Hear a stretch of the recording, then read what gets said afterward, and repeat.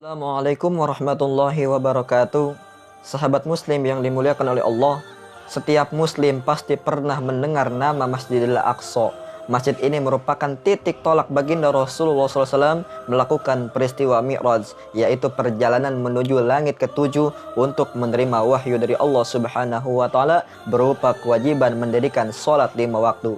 Masjidil Aqsa masuk di antara 3 masjid yang dianjurkan oleh baginda Rasulullah untuk dikunjungi selain Masjidil Haram dan Masjid Nabawi. Dari ketiganya, Masjid Al-Aqsa lah yang sampai saat ini sering dilupakan oleh umat Islam untuk dikunjungi. Bukan tanpa alasan, saat ini Masjidil Aqsa masih dalam penjagaan ketat tentara Israel. Padahal keutamaan sholat di masjid ini adalah mendapatkan ribuan kali pahala dari Allah Subhanahu wa Ta'ala. Al-Aqsa merupakan lokasi yang dijanjikan sebagai tempat matinya pasukan Dajjal, sebuah lokasi yang tidak pernah damai hingga akhir zaman. Namun sebelum dilanjut ke pembahasan, mari dukung channel ini dengan menekan tulisan subscribe agar ilmu dari video ini bermanfaat serta menjadi barokah dunia dan akhirat, dan kami dapat bersemangat untuk membuat video-video bermanfaat di setiap harinya berkenaan tentang khasanah keislaman dan risalah kenabian. Secara bahasa, masjid memiliki arti tempat sujud atau tempat yang digunakan untuk beribadah kepada Allah. Sedangkan Al-Aqsa secara bahasa artinya jauh. Mengapa dikatakan jauh? Karena letaknya yang jauh dari Masjidil Haram di kota Mekah. Karena begitu berkahnya masjid ini, sampai-sampai Rasulullah SAW menganjurkan kepada umat Islam untuk berkunjung ke sana. Sebagaimana baginda Rasulullah SAW bersabda, dari Abu Hurairah radhiyallahu anhu berkata, ia mengatakan bahwasanya Rasulullah SAW pernah bersabda yang artinya, janganlah bersengaja melakukan perjalanan dengan atau dalam rangka ibadah dan tujuan safarnya adalah ke suatu tempat kecuali ke 3 masjid, yaitu masjidku atau Masjid Nabawi, Masjidil Haram, dan Masjidil Aqsa. Hadis riwayat Bukhari dan Muslim. Masjidil Aqsa adalah nama keseluruhan tempat yang dikelilingi pagar seluas 14,4 hektar di dalam kota Al-Quds atau yang kita kenal sebagai Yerusalem. Jadi anggapan bahwa Al-Aqsa adalah masjid kubah yang berlapis emas atau masjid yang berkubah kehitam-hitaman adalah salah. Terdapat 5 buah masjid di dalam komplek Masjidil Aqsa. 5 masjid itu ialah Masjid Kubah Sakhroh, masjid yang kubahnya berlapis emas, memiliki sejarah yang amat penting bagi umat Islam. Di dalam masjid ini ada batu yang digunakan oleh Nabi SAW untuk bertolak ke langit ketujuh berupa perintah sholat 5 waktu. Masjid yang berikutnya adalah Masjid Qibli. Masjid yang dibangun pada masa Khalifah Abdul Malik bin Marwan ini letaknya berseberangan dengan Masjid Kubah Sakhroh. Lalu ada Masjid Buraq terletak di bawah Masjid Kubah Sakhroh. Dinamakan Masjid Buraq sebab diyakini bahwa disinilah Nabi Muhammad SAW dulu meletakkan kendaraan buruknya. Di bagian dinding tersebut terdapat halqa, yaitu sebuah gelang besi yang menempel di dinding. Disinilah Rasulullah SAW meletakkan kendaraannya pada malam Isra dan Mi'raj. Setelah itu terdapat juga Masjid Al-Qadim yang merupakan bangunan kuno yang berada di bawah bangunan kuno Masjidil Qibli. Lalu di sebelah tenggara dari Masjidil Aqsa berdiri Masjid Marwani yang dibangun pada zaman dinasti Umayyah. Masjidil Aqsa menjadi tempat ibadah tertua setelah Masjidil Haram di kota Mekah. Pertama kali dibangun pondasinya oleh Nabi Adam alaihissalam setelah 40 tahun Nabi Adam membangun pondasi Masjidil Haram. Baru kemudian dibangun secara utuh oleh Nabi Sulaiman alaihissalam di saat zaman Nabi Muhammad SAW. Al-Aqsa saat itu masih dikuasai bangsa Romawi. Baru kemudian tatkala Abu Bakar As-Siddiq terpilih menjadi khalifah pertama sepeninggal Rasulullah, dimulailah mobilisasi pasukan untuk membebaskan negeri Syam, di mana negeri Al-Aqsa tercakup di dalamnya.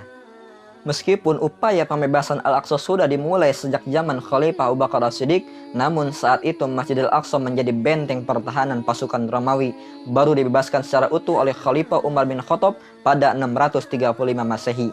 Al-Aqsa terus dipertahankan dalam naungan Islam selama 464 tahun, di mana akhirnya pada tahun 1099 Masehi Al-Aqsa kembali jatuh ke tangan Romawi hingga pada tahun 1187 atau tepatnya 88 tahun kemudian Salahuddin Al-Ayyubi berhasil membebaskan Al-Aqsa kembali dengan cara damai. Tidak ada setetes pun darah yang tertumpah pada saat itu. Setelah masa Salahuddin Al-Ayyubi, Al-Aqsa bisa dipertahankan bahkan dimakmurkan oleh umat Islam hingga 7 abad kemudian. Begitulah bahwa sudah ketetapan Allah, kemenangan dan kekalahan digilir antar manusia. Runtuhnya kekhilafahan Turki Utsmani yang selama berabad-abad lamanya untuk menjaga dan memakmurkan Masjidil Aqsa menjadi titik tolak jatuhnya Al-Aqsa ke penjajah Zionis Israel. Sebagai dampak dari kekalahan Perang Dunia Pertama, kaum muslimin terjebak perang dengan kaum sekutu dan kalah total. Wilayah Islam secara formal diambil oleh penjajah lalu kemudian dipecah menjadi negara-negara baru.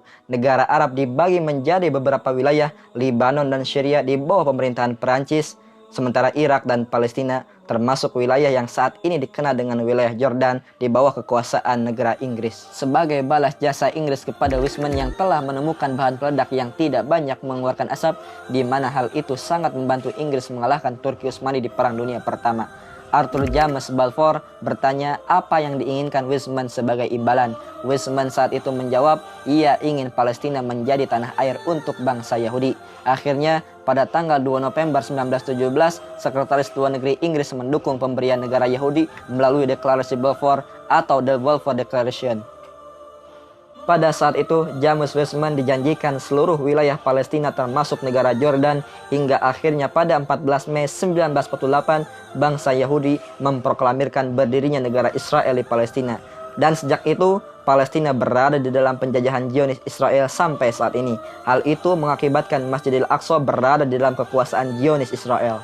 Masjidil Aqsa adalah kiblat pertama umat Islam. Kaum muslimin sholat menghadap Al-Aqsa sejak diperintahkannya sholat pada tahun ke-10 kenabian Rasulullah SAW. Masjidil Aqsa merupakan suatu tempat yang kelak di akhir zaman tidak dimasuki oleh Dajjal sebagaimana Masjidil Haram dan Masjid Nabawi. Masjid Al-Aqsa juga memiliki nilai historis yang sangat mulia. Di masjid inilah Rasulullah SAW mengimami seluruh nabi dan rasul. Lalu kemudian beliau bermi'raj dari Masjidil Aqsa menuju langit ke-7 hingga Sidratil Muntaha. Keutamaan lain dari Masjidil Aqsa adalah Allah Subhanahu wa Ta'ala akan mengampuni dosa-dosa yang telah lalu. Banyak yang beranggapan bahwa teramat sulit mengunjungi Masjidil Aqsa saat ini, bahkan ada yang menganggapnya mustahil. Hal ini karena Masjidil Aqsa berada di dalam pengawasan Zionis Israel. Sudah pasti akan membahayakan nyawa jika berniat berkunjung ke sana. Memang fakta bahwa Zionis Israel berada di sana, namun tidak masalah jika kita membawa identitas yang lengkap, maka kita akan bisa masuk ke Masjidil Aqsa dengan aman. Wallahu a'lam bishawab. Pagiku cerahku, matahari bersinar, ku gendong tas merahku di pundak. Selamat pagi semua.